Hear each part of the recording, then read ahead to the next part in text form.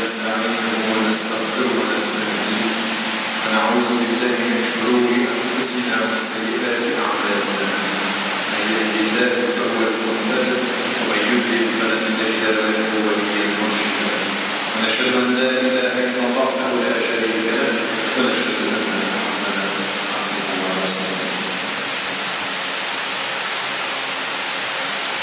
Chers frères, chères sœurs, c'est un énorme plaisir d'être dans cette mosquée où il y a quelques années, j'étais venu sur ce même lieu quand la mosquée n'était pas construite encore pour porter cette même parole un jour de vendredi, walhamdulillah. En venant à la rencontre de la communauté musulmane de la Côte d'Ivoire et d'Abidjan, je ne peux pas ne pas rappeler au moment de ce jour sacré la mémoire de notre frère Moussa Touré, rahimahullah, qui nous a quittés il y a quelques années. Et en venant à la mosquée, en passant par le cimetière, de nous rappeler à tous le sens de la vie. Inna lillahi wa inna ilayhi raji'un. Et dans ce chemin, celui qui nous amène à la mosquée, en venant de là où nous sommes destinés tous à aller, au cimetière, de nous rappeler aussi le sens fondamental de notre religion. Aujourd'hui, les musulmanes et les musulmans, dans un monde qui est troublé, dans un monde où il y a la violence partout, où la guerre se répand partout, où l'islam, notre religion, notre message, dont l'essentiel, tout le fondement a le nom de cette mosquée. L'islam est une religion qui appelle à la paix et qui exige des fidèles, et le musulman, tous, de s'engager, femmes et hommes, à changer le lieu où ils se trouvent en un lieu qui doit être un lieu où la paix est répandue. Le prophète, arrivant à Médine, il dit aux musulmans, et il leur rappelle à un moment où il sait que des ennemis se préparent à vouloir exterminer la communauté musulmane alors qu'elle s'installe, elle vient de quitter la Mecque sous la répression, commence ce que plus tard Omar va faire commencer le moment du décompte des années. Nous sommes en 1437 parce que ça a commencé avec l'Égypte et le prophète s'installe à Médine et il dit à tous les musulmans Efshus Salam, répondez la paix. Efshus Salam, ça veut dire vous allez trouver la guerre, vous allez trouver la mort, vous allez trouver des ennemis, ils ne vous laisseront pas tranquilles, mais vous, c'est Efshus Salam, répondez la paix. At'imut ta'am, donnez la nourriture aux pauvres. Gardez les liens de la famille forts et solides. Priez alors que tous les gens dorment, parce que votre force n'est pas de leur répondre dans la violence, elle est de prier Dieu dans le silence. Elle est de savoir que votre force c'est lui, qu'avec lui, la hawla wa la quwwata illa billah, il y a de force et de pouvoir en lui. Toute leur force n'est rien si vous êtes fort avec lui, car fort avec lui, vous n'aurez peur de rien. Ça, c'est le message qu'il délivre au moment où il s'installe à Médine et il leur dit, tout de suite après avoir dit ceci,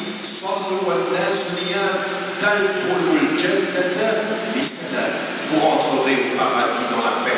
Tout ce qui va construire son message quand il s'installe à Médine, c'est la paix, c'est le chemin de la paix. Et ce chemin de la paix, celui quand toute la terre aujourd'hui parle de la violence des musulmans, de la violence de l'islam, comme même des musulmanes et des musulmans commencent à se poser des questions sur leur foi, sur leur message, eh bien il faut revenir à l'essentiel de notre message, il faut revenir à l'essentiel de notre enseignement. Et c'est très simple. Regardez cette mosquée, vous êtes venu à une mosquée et vous êtes en train d'orienter votre visage vers la qibla, la direction. Et dans le Coran se trouve وَمِنْ حَيْثُ خَرَجْتَ فَوَلِّ وَجْهَكَ شَطْرَ الْمَسْجِدِ الْحَرَامِ. D'où que tu sois sur la terre, tourne ta face vers la direction de la mosquée sacrée. Mais qu'est-ce que ça veut dire? Ça veut dire simplement que vous allez prendre une boussole et vous allez trouver la direction?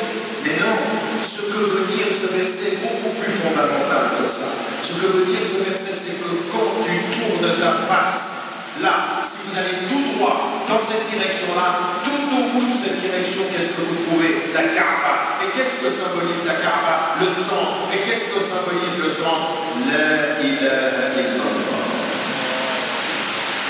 La ilaha illallah wahdahu la sharika lah. Il n'y a de Dieu que Dieu et il n'y a pas à associer quoi que ce soit à Dieu, au point que l'autre même, quand il dit à son fils, son père, quand il parle à son enfant, Ya bunayya la tushrik billah inna shirka la dhulmun azim. Mon fils, prends un Dieu unique, ne lui associe rien, car l'association à Dieu est une injustice vis-à-vis de Dieu et vis-à-vis de ta propre personne. Et donc on se tourne dans la direction de la Mecque. Pourquoi? Ça veut dire quoi concrètement dans notre vie quotidienne? Ça veut dire que notre face doit se tourner vers Dieu, que notre cœur doit se tourner vers Dieu, que notre corps doit se tourner vers Dieu, que notre vie entière doit se tourner vers Dieu. Quand vous faites face à la Mecque, c'est votre vie qui doit être orientée.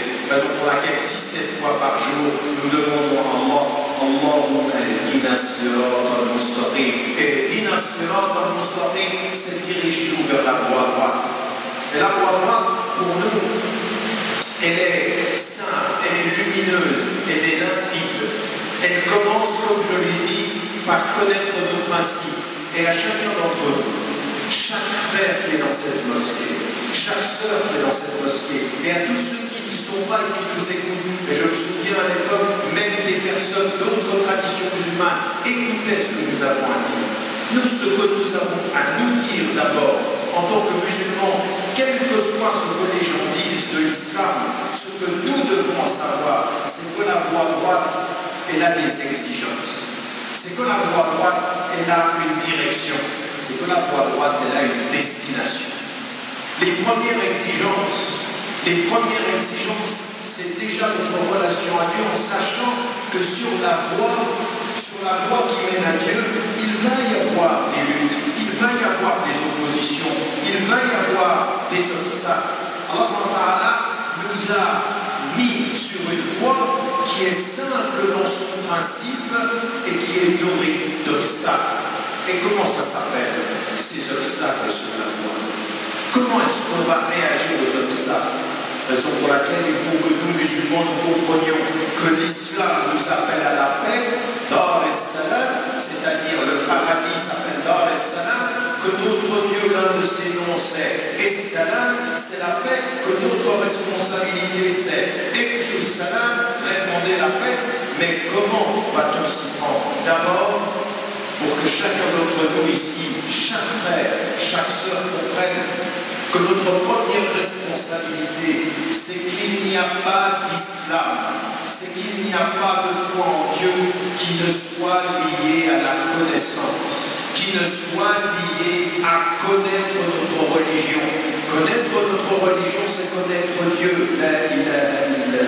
Et connaître Dieu, c'est méditer ses noms. Il s'appelle Salam, il s'appelle El-Awwal, il s'appelle El-Akhir. Il est le premier, il est le dernier, il est le maître de la bonté, il est le maître de la miséricorde. Ar-Rahman, Ar-Rahim, ce que l'on dit chaque fois que l'on commence tous les chapitres du Coran, à l'exception d'un seul de ces chapitres. Toutes les sourates commencent par ce fondement-là, la connaissance de Dieu. La connaissance de Dieu dans notre vie, comment est-ce que ceci doit faire partie de notre chemin? Eh bien, quand nous sommes musulmans et que nous sommes musulmans, la connaissance de Dieu va aussi passer par connaître ce qu'il nous demande de faire. La prière du vendredi est un appel à ce que l'on comprenne qu'entre un vendredi et un autre vendredi, il y a tous les jours de la semaine, mais il y a cette prière 5 fois par jour.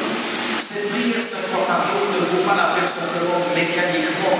Il faut la faire avec son cœur. il faut la faire avec son esprit, il faut la faire avec sa vie. Ça n'est pas une parenthèse dans sa vie, c'est ce qui va donner la direction de sa vie. Nous prions 5 fois par jour pour donner à notre vie la direction de la Kaaba, c'est-à-dire la direction du sens, c'est la direction du tawhid, la ilaha illallah. Ce fondement de l'islam, ce pourquoi vous venez par exemple maintenant de jeûner pendant 1 mois, ce sont des éléments qui sont nécessaires à comprendre notre qibla, à comprendre notre direction. La zakat, faites attention, peuple de Côte d'Ivoire, à ne pas comprendre que l'islam c'est uniquement la prière et à ne pas comprendre que Dieu, comme les pauvres, ont des droits sur vos biens. Le fait de faire attention à comment vous gérez votre argent, à comment certains prennent de l'argent et oublient qu'il y a un droit sur les pauvres dans leur argent. C'est un droit que les pauvres ont sur vous et il ne peut pas être question dans une communauté musulmane de s'occuper des pauvres uniquement pendant le mois du Ramadan et les oublier entre 2 mois de Ramadan. Ça n'est pas notre religion. La zakat, c'est tous les jours de l'année, c'est toute l'année, c'est chaque fois. Ça, ce sont des choses qui sont importantes. Et j'aimerais vous dire une chose. Le monde peut nous envier aujourd'hui l'élément inscrit dans la pratique de l'islam, que dans chaque argent que tu gagnes, dans l'argent que tu as, il y a un droit du pauvre, et qu'il n'est pas acceptable que dans notre société aujourd'hui, 150 000 personnes meurent de faim tous les jours dans un terrorisme silencieux qui terrorise les pauvres alors que des gens sont en train de gagner des millions à ne rien faire, voire à être corrompus. Nous sommes une religion qui, dans ses fondements, parle des pauvres, parle de la justice, parle de la dignité. Notre premier élément pour rentrer dans le chemin, c'est d'appliquer ces règles-là. La prière, la zakat, le jeûne, le pèlerinage. Et le pèlerinage, qu'est-ce que c'est si ce n'est utiliser le chemin de la Qibla pour venir au centre et revenir à Allah Azza wa Jalla. Ces éléments-là, ce sont des éléments de notre religion. Et nous devons nous y appliquer. Alors vous voyez, le message de l'islam, il est simple mais il est exigeant. Il demande à chacun d'entre nous, non pas de pratiquer sa religion de façon mécanique, mais de se rappeler ce que Omar vous répétait, et le fahm. Comprenez qui vous êtes, comprenez ce que vous faites, comprenez où vous allez. Vous devez le faire parce que cet islam-là, c'est une religion du cœur et c'est une religion de l'intelligence. Ça n'est pas une religion de ceux qui suivent sans comprendre, de ceux qui avancent sans savoir où ils vont, de ceux qui imposent sans comprendre à qui ils s'expriment. Nous n'imposons rien. Notre religion est une religion pour la paix, qui invite à la paix. Qui veut la paix, qu'il s'approche. Qui veut la guerre, dans l'oppression, il nous trouvera dans la résistance. Ça, c'est le message de l'islam. Et nous serons des résistants en face de tous ceux qui seront des oppresseurs. Mais comment? Avec la sagesse. Celui qui reçoit la sagesse, il a reçu le meilleur des biens. Nous sommes des êtres qui, avec Dieu, avançons dans cette sagesse. Et donc, sur ce chemin-là, quand nous appliquons ces principes-là, quel va être notre premier ennemi? Parce que sur le chemin qui mène à la paix, quel va être notre premier ennemi? Ne le cherche pas loin. Ne le cherche pas loin, ton ennemi. Chaque matin, en face de ton miroir, ton ennemi, il est là. Il est en face de ton miroir. Le premier ennemi de ta relation à Dieu, c'est toi. C'est toi, avec tout ce qu'il peut y avoir dans ton cœur qui t'enlève, qui te fait dévier du chemin. Parce que finalement, les choses sont extrêmement claires. C'est-à-dire les deux voies. Est-ce que tu vois la voie droite ou est-ce que tu vas aller sur la voie qui va te perdre? Et le premier être qui va te permettre d'aller dans la voie, c'est toi avec Dieu. Mais le premier être qui va te permettre de dévier de la voie, c'est toi sans Dieu. C'est quoi cet enseignement dont nous parle l'islam? Quel est-il cet enseignement? Il est reviens à ton cœur. Reviens à ton cœur et pose-toi la question, puisque tu cherches la paix, Allah t'a dit le chemin de la paix. C'est au souvenir de Dieu que tu trouveras la paix dans ton cœur. Mais sans lui, tu vas te retrouver ce qu'il a été dit dans le Coran. Ne soyez pas comme ceux qui ont oublié Dieu. Dieu a fait en sorte qu'ils s'oublient. Et quand ils s'oublient, ils ne sont pas dans la paix.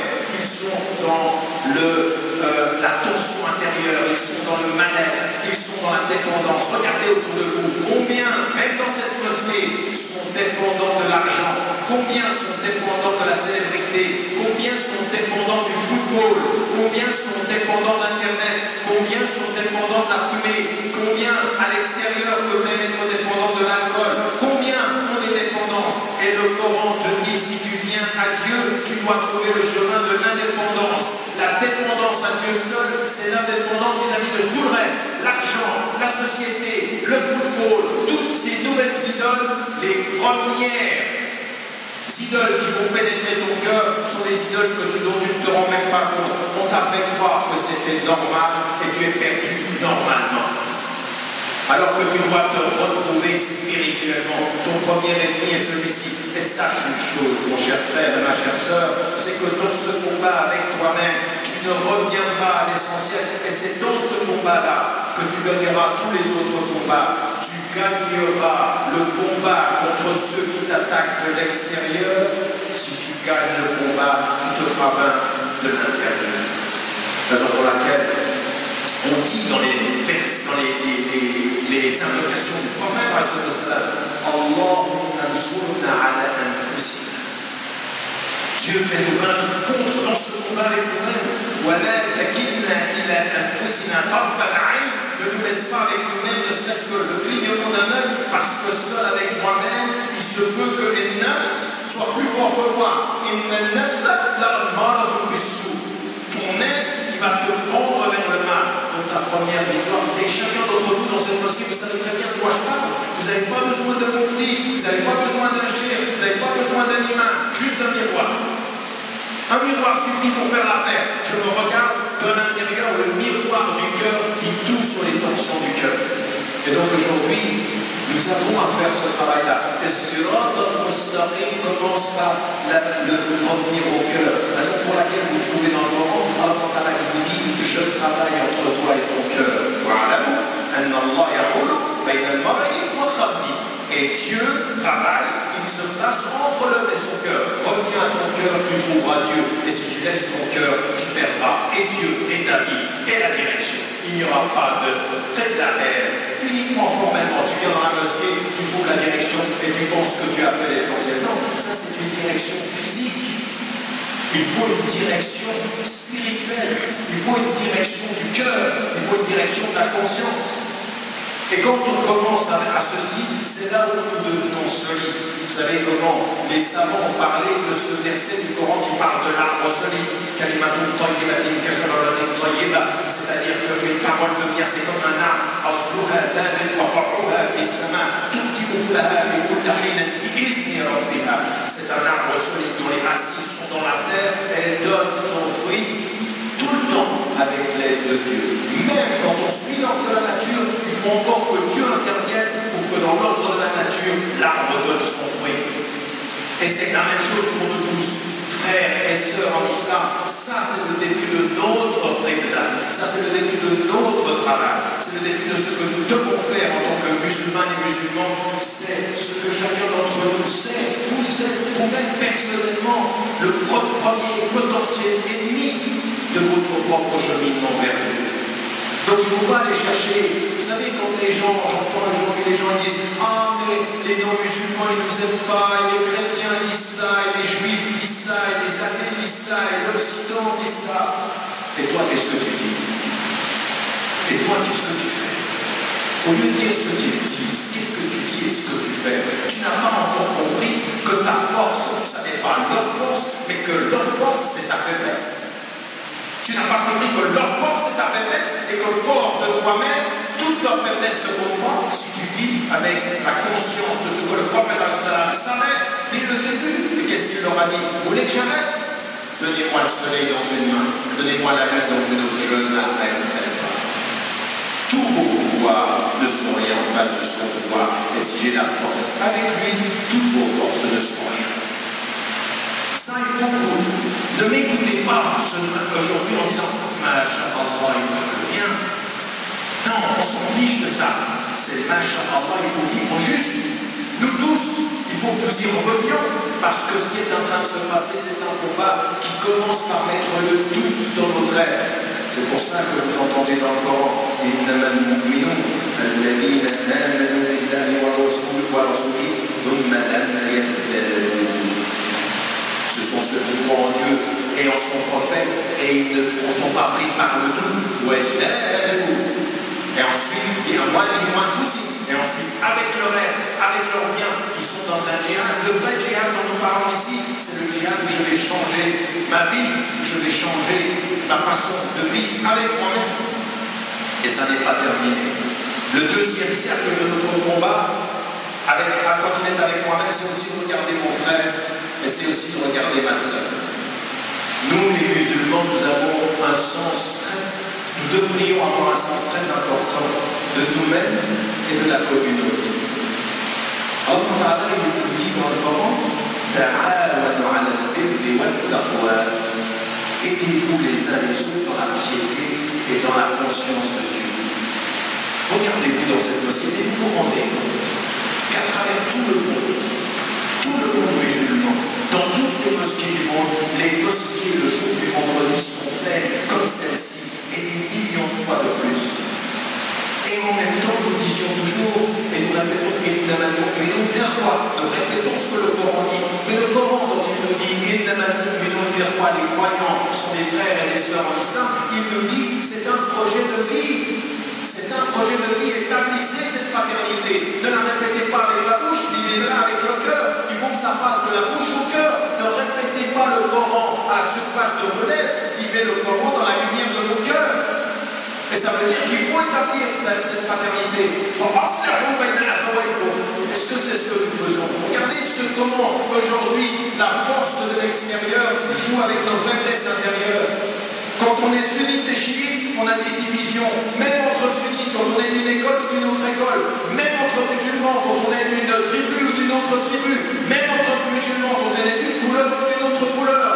Qui nous a enseigné cette erreur de diviser les hommes? Quand Allah SWT dit dans le Coran, Inna akramakum indallahi atqakum, le meilleur d'entre vous, c'est le plus pieux. Ce n'est pas sa couleur, pas son statut social, pas son origine, pas sa langue. Ça n'a rien à voir avec ça. C'est à l'intérieur du cœur, et ce qui est à l'intérieur du cœur, Dieu seul le sait, et tu n'en sais rien.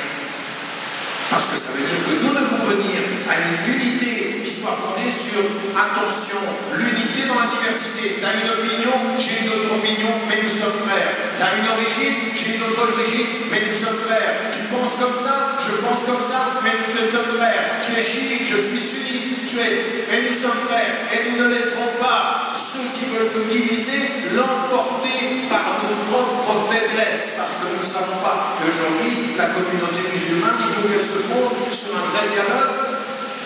Et comme beaucoup d'entre vous dans cette salle aujourd'hui, dans cette mosquée, disent c'est bien, mais est-ce que vous le faites? Avec combien de frères et de sœurs vous avez parlé qui ont une autre opinion que vous, et vous avez gardé les liens de fraternité, vous les avez établis? Il faut que ce soit notre combat. Parce que cette unité-là, elle est importante. Vous savez que même parmi les compagnons du prophète, ils n'étaient pas d'accord sur un certain nombre de points. Ils avaient d'autres statuts sociaux, ils avaient d'autres couleurs. Autour du prophète, il y a toutes les masses. Mais il a fait de leur différence une force en imposant la foi comme élément unificateur. Jamais le statut social, jamais la couleur, jamais la langue, jamais la tribu. Jamais. Le prophète, ce sont ces enseignements-là sur lesquels nous devons rester clairs. Voilà le deuxième cercle sur lequel nous devons beaucoup travailler, les frères et les sœurs. Et même au niveau international, vous devez aimer la Côte d'Ivoire, c'est votre patrie, mais vous ne devez pas sanctifier votre patrie. Nous sommes des patriotes, nous ne sommes pas des nationalistes en pensant nous d'abord et les autres après. Jamais. La justice d'abord et avec les autres. Jamais nous contre les autres. Nous n'avons pas ceci. Et tous ceux qui veulent nous diviser à l'intérieur ou nous donner l'impression que nous sommes soit meilleurs, soit différents, l'humanité est une, parce qu'Allah a dit dans le Coran, ô vous les gens. Et il nous a dit de nous rappeler ceci. Ça aussi, c'est la direction. Et dont il faut se souvenir, Inch'Allah, nous revenons et nous poursuivons cette réflexion sur la voie qui est celle de la Qibla.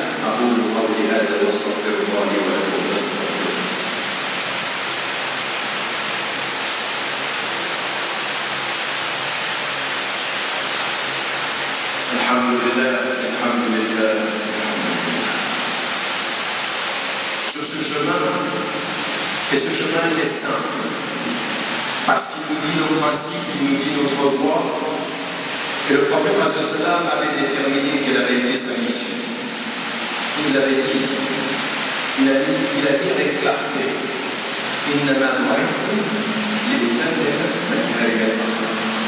j'ai été envoyé pour parachever les bons comportements. Sur cette route, entre nous, avec nous-mêmes, mais avec les personnes, les hommes et les femmes d'autres religions, nous devons avoir le meilleur comportement. Au point que le prophète sallam rappelle, et je le rappelle avec insistance, le prophète sallam dit, le meilleur d'entre vous, c'est celui qui est le plus utile aux hommes. Et donc le plus utile aux hommes, ça veut dire que quand vous sortez de cette mosquée, quand vous êtes avec vos frères et vos sœurs en humanité comme en islam, vous devez être des serviteurs du bien. Notre voie, c'est celle de la sagesse, notre voie, c'est celle du bien, notre voie, c'est celle de la paix. Mais nous allons nous lever chaque fois que des gens, sur ce chemin de la paix, empêcheront la paix. Et ça veut dire quoi? Ça veut dire qu'aujourd'hui, comme vous voyez ce qui est en train de se passer, vous avez été touchés en Côte d'Ivoire par la violence aveugle. La violence aveugle de gens qui disent parler au nom de l'islam et qui tuent indistinctement des musulmans, des chrétiens, des êtres humains. Aujourd'hui, proportionnellement, la plus grande majorité des victimes de ces meurtriers sont des femmes et des hommes musulmans. Mais nous ne sommes pas dans la comptabilité. Le fait d'avoir tué un prêtre catholique en France est indigne et inacceptable. Le fait d'avoir pris un parti et de s'en prendre à des musulmans à côté de la mosquée du prophète sallam, indiscutable. Le fait d'avoir tué des personnes, même dans une boîte de nuit, dans le Colorado aux États-Unis, inacceptable. Et notre position, elle doit être claire. Notre condamnation de tous ceux qui utilisent le nom de l'islam pour agir dans la violence aveugle et inacceptable. Notre condamnation est claire. Mais est-ce qu'on va passer toute notre vie à nous excuser? Est-ce qu'on va systématiquement avoir à dire ça n'est pas nous? Nous le disons et nous le répétons, mais en même temps que nous avons ceci, il faut que nous gardions notre voix. L'une des façons dont on sait que la manifestation de ce qui est diabolique dans la vie, qu'est-ce que c'est? La distraction. Vous distraire. En français, distraire, c'est vous faire changer de chemin, vous faire sortir de la voie, vous faire oublier l'essentiel. La distraction amène à el-rafla, c'est-à-dire que vous oubliez les choses essentielles. Vous finissez par vous battre sur des choses qui ne sont pas la voie essentielle. Vous passez votre temps à vous excuser, vous passez votre temps à vouloir montrer que vous voulez plaire à des personnes qui ne sont pas musulmanes. Tout ce qui est dit en Occident, vous passez votre temps à dire non, il faut qu'on montre, mais il ne faut pas qu'on montre à eux qui le sommes. Il faut que devant Dieu, nous redevenions qui nous devons être, nous, vis-à-vis de nous-mêmes. Nous ne sommes pas là dans une mise en scène, nous ne sommes pas dans un théâtre, nous ne sommes pas en train de vendre l'islam, nous sommes en train de le représenter, c'est pas pareil. Certains pensent que le représenter, c'est le vendre. Ceux qui ont compris ce que c'est que le représenter, c'est très simple. Représenter l'islam, c'est le vivre. C'est le vivre. وكذلك جعلناكم أمة وسطا لتكونوا شهداء على الناس. Nous vous avons établi comme la voie du juste milieu pour que vous soyez des témoins. Représenter l'islam, c'est le vivre, c'est pas essayer de le vendre, c'est pas être obnubilé par ce qu'ils pensent. Et qu'est-ce que doit être notre voie au moment où nous voyons toutes ces violences? La condamnation, nous condamnons. Mais ensuite, ce qui doit être clair, c'est avoir la fierté d'être qui nous sommes. La fierté, non pas des arrogants, mais la fierté des serviteurs. savez ce que c'est la fierté des serviteurs? C'est une image très très simple. C'est le prophète qui entre vainqueur à la Mecque. Il a gagné, il a vaincu l'ennemi. Mais l'ennemi peut penser qu'il est le vainqueur et qu'il va faire preuve d'arrogance vis-à-vis d'eux. Mais le prophète entre dans la Mecque, vainqueur et prosterné sur son chemin. La fierté, sans arrogance. La fierté de la religion, la victoire, et en même temps servir Dieu beaucoup plus que de gagner son ennemi. Le prophète a cette image est extrêmement forte parce que nous devons avoir cette fierté de ceux qui savent ce que nous avons à faire. Nous avons à faire, quoi que les gens disent, le bien où que nous sommes. Nous devons répondre à la paix où que nous sommes. Nous devons avoir cette force-là et être des témoins de ce message-là. En tant que musulmans et en tant que musulmans, souvenez-vous de ceci, le prophète qui se prosterne et qui entre dans la Mecque en vainqueur et qui à aucun moment n'a fait acte. Allez, vous êtes libres, vous m'avez agressé, mais moi je ne suis pas le plus important. Moi je ne suis pas le plus important c'est mon message. Et le message, c'est lui qui est le vainqueur. Faites du message de l'islam le vainqueur de ce combat-là. Et qu'est-ce que c'est le message de l'islam? Un message de paix, un message de service. Nous servons et nous devons servir. Ça, c'est notre réponse, elle doit être claire. Notre fierté en tant que musulmans, elle doit se voir dans notre façon dont nous servons les êtres humains. Et quand on vient en Côte d'Ivoire, vous êtes une société plurielle, vous avez une longue tradition de gens qui ont vécu ensemble. Et vous savez combien c'est fragile. Certains qui ont envie de vous faire dévier la voie pour essayer de diviser entre chrétiens et musulmans, entre musulmans et musulmans. Tout ceci existe et on va venir vous parler de violence et on va vous importer des idées qui viennent de pays qui ne sont pas à vous et on va vous imposer ceci. Quelle est votre voie? Qu'est-ce que vous, aujourd'hui, vous allez faire de cela? Alors j'ai entendu des musulmans et des musulmans qui disent aujourd'hui on est perdu, on ne sait plus quoi faire. Mais non, c'est justement pas le moment d'être perdu. Maintenant, il faut savoir quelle est la voie. Ce n'est pas le moment d'être perdu, de penser. Ne laissez pas ce qui se dit ne plus savoir où vous allez. Sachez où vous allez en tant que musulman et en tant que musulman. Et quand on sait où l'on va, en tant que musulman et en musulman, on sait quelle est notre destination. Plaire à Dieu. Quoi que les gens disent, c'est toujours faire le choix de trois choses. La première des choses, c'est le respect de la liberté des hommes. Nous ne sommes pas là pour imposer la foi. Nous sommes des témoins. Et c'est comme ça qu'il faut entendre la ikraha fi ddin qad tabayyana rushd min al-ghayy. Pas de contrainte en religion, car la voie droite se distingue de la reste. La voie droite, c'est celle dont je parle depuis le début de la journée. Et c'est ce qu'on demande à Allah. Allahumma nas'aluka al-tuqa et Allahumma nas'aluka al-huda. Nous te demandons la piété et la voie. C'est ça que nous cherchons. Donc la liberté. Et nous respectons la liberté de chacun. Nous n'avons pas à imposer aux gens. La force de notre persuasion, c'est la force de notre exemple. Nous persuadons par l'exemple, jamais par l'imposition. La deuxième des choses, c'est la dignité. Nous respectons la dignité de tous les êtres humains.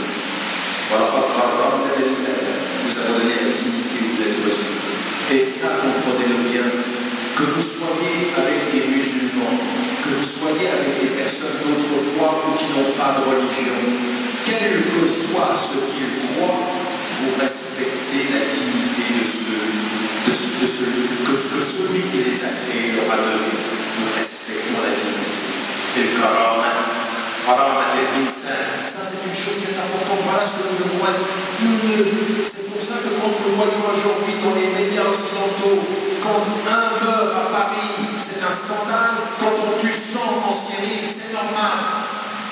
Et nous disons non, le même scandale de celui qui meurt à Paris est un scandale comme c'est en Syrie, est un scandale comme c'est en Allemagne, est un scandale comme c'est en Palestine. C'est un scandale partout la mort d'un innocent, parce que nous avons compris de notre religion qu'il n'y a pas de différence entre les blancs et les noirs, que nous nous sommes tous égaux comme les dents d'un père, comme a dit le prophète al-Salam, et que nous nous lèverons avec la même force contre toutes les injustices. Voilà notre voix, voilà sa clarté. Pas de différence entre les races, pas de racisme, pas de différence entre les peuples, pas de patriotisme nationaliste qui fermerait les nations les unes contre les autres. Jamais. La dignité, la liberté et la dignité. Et la troisième des conditions de notre chemin, Dieu demande la justice, il commande la justice et l'ihsan. Nous ne sommes pas des adorateurs de la justice. Nous avons compris que la justice est une des conditions de la paix. Pas de justice, pas de paix. Donc nous sommes pour la justice, pour tous, et nous nous battons pour la justice. Alors vous êtes ici dans cette mosquée et vous pouvez vous dire, c'est des belles paroles. Maintenant, chers frères et chères sœurs, tout ce que je viens de vous dire, ça va se traduire dans notre vie quotidienne. Est-ce que tu respectes la liberté des gens autour de toi? Est-ce que tu te bats pour la dignité des femmes et des hommes autour de toi? Est-ce que tu es un agent de liberté?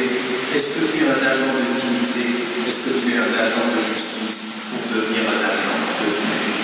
Parce qu'une mosquée qui s'appelle Salam et dont ceux qui prient sortent et ne répondent pas et Salam, il y a un problème, il y a une contradiction.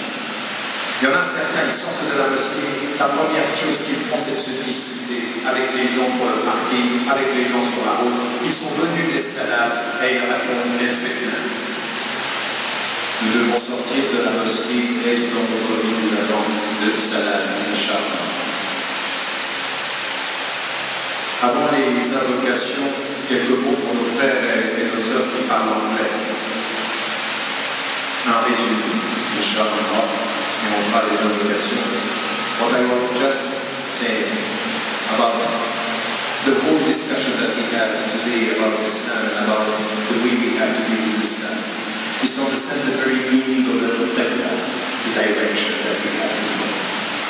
And the direction that we have to follow is full of obstacles and hurdles, and that we have to understand in which way, as Muslims, we have to direct not only our face, as it is said in the Quran, towards the Masjid al-Haram, but our heart and our body and our life.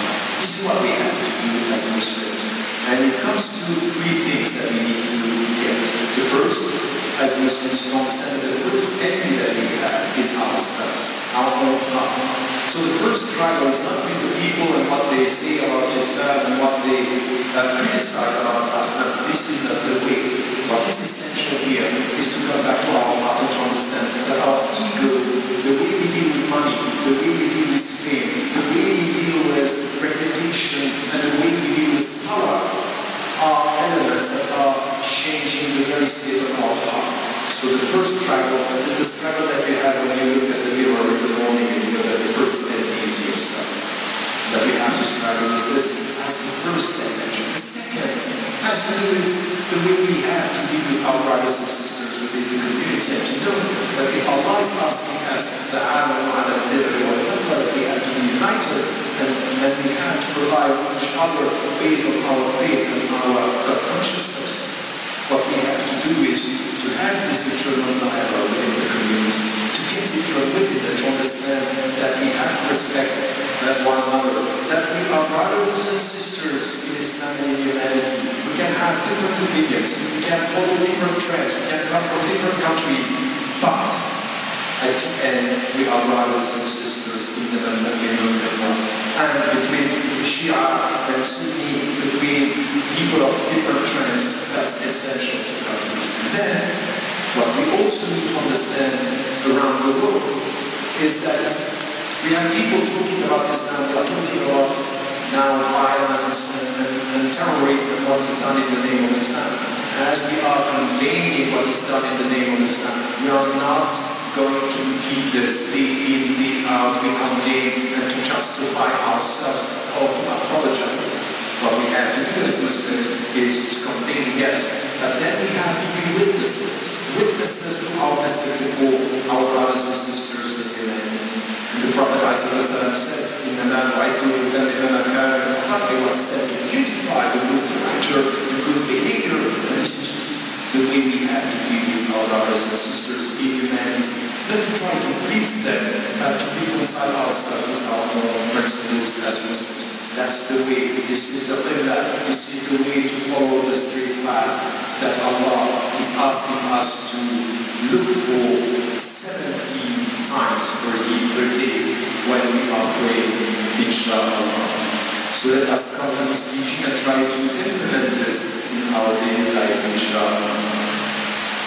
اللهم نسألك بأننا نشهد أنك أنت الله الأحد الصمد الذي لم يلد ولم يولد ولم يكن له كفوا أحد.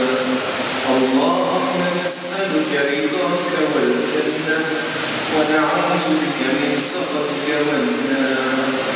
اللهم نعوذ بك من أن نشرك بك شيئا نعلمه ونستغفرك لما لا نعلم. اللهم اجعلنا من الموحدين. اللهم اجعلنا من الذين يقولون لا إله إلا أنت لا حول ولا قوة إلا بك. اللهم اجعلنا من المؤمنين من المسلمين من الصديقين من العابدين من الساجدين. اللهم اجعلنا من الربانيين. اللهم اجعلنا من المحبوبين. اللهم نسألك حبك وحب من يحبك والعمل الذي يبلغنا حبك. اللهم اشرح لنا صدورنا بالإيمان قوي إيماننا ثبت أقدامنا واستجب دعاءنا. اللهم استجب دعاءنا. اللهم استجب دعاءنا وقوي إيماننا واجعلنا جميعا من الصابرين. اللهم لا تضع في جمعنا هذا هما إلا غفرته ولا هما إلا فرجته ولا دينا إلا قضيته ولا مريض إلا شفيته ولا ضالا إلا هديته ولا دعاء إلا استجبته. اللهم استجب دعاءنا قوي إيماننا واجعلنا يا رحمن يا رحيم من المغضوبين واسترنا فوق الأرض وتحت الأرض ويوم العرض علينا. اللهم ارحم والدينا. اللهم ارحم والدينا ووالدي والدينا. اللهم ارحم والدينا. اللهم اغفر لجميع موتى المسلمين الذين شهدوا لك بالوحدانية ولنبيك بالرسالة وماتوا على ذلك. اللهم أكرم نزلهم ووسع مدخلهم. اللهم تقبل منا ومنهم. اللهم نسألك الجنة لنا ولهم. اللهم نسألك الجنة وزيادة. فاللهم متعنا بالرؤية إلى وجهك الكريم.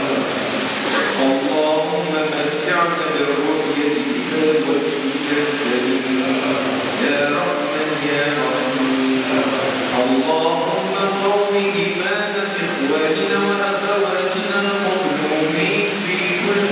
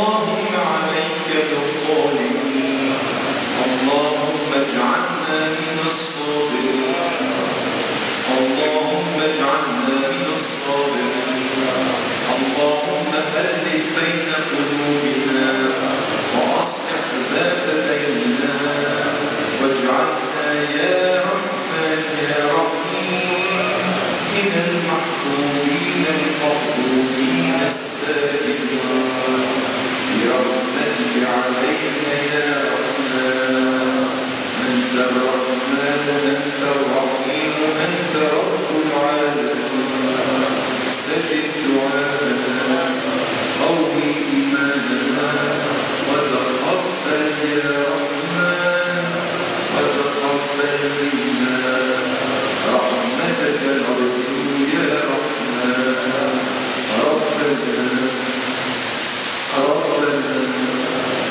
ربنا تقبل منا وصل اللهم على سيدنا محمد وعلى آله وصحبه وسلم تسليما كثيرا وأقم الصلاة